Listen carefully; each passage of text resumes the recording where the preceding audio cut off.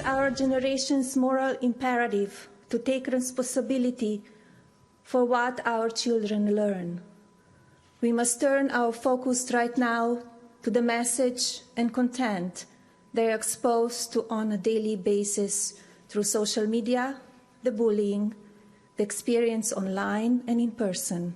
That was the First Lady, Melania Trump, speaking at the UN yesterday about cyberbullying. So how did the left, how do liberals react? Well, they attacked the First Lady online. One person tweeted, "Oh, just watched Melania Trump's speech. For some reason, it made me think of the blueberry girl from Willy Wonka," whatever that means. Tommy, you just don't do what the left does. We can't, conservatives wouldn't do it, and if they did do it, they'd be ridiculed and raked over the coals.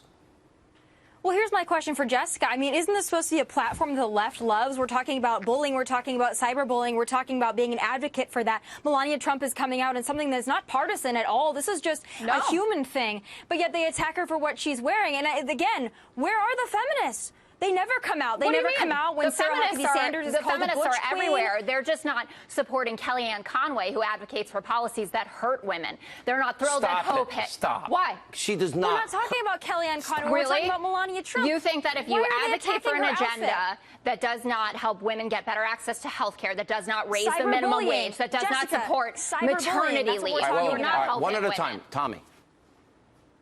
We're talking about cyberbullying. We're talking about Melania Trump advocating for an end to cyberbullying. But yet the left goes after her and they ridicule her. And I don't see the feminists coming out saying, hey, leave a woman alone, leave an empowered female alone. I don't see the feminists doing that, Jessica. I don't. The fact that they are so obsessed with Trump being anti-woman, when they are some of the most misogynistic people I've ever met towards people who don't agree with them ideologically, is peak irony. When I was at a Trump rally years ago, I had Democrats yelling, "I hope Trump grabs you by your you-know-what." I've never been spoken to that way by Republicans who disagree with me. Even take their treatment of Melania Trump. If Melania Trump had been a Democrat, she's a supermodel. She would have been on the cover of every magazine ever.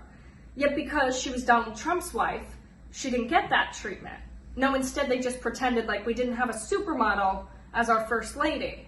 And if you remember, anytime Melania would give a speech, like when she gave her anti-bullying speech, she would be mocked relentlessly for her accent, despite the left being so pro-immigrant. And as Tommy points out here, Trump has always elevated women. He's always hired very powerful women and elevated them to positions of authority. What misogynist keeps hiring women in the way that Trump did? And very powerful, strong-willed women at that.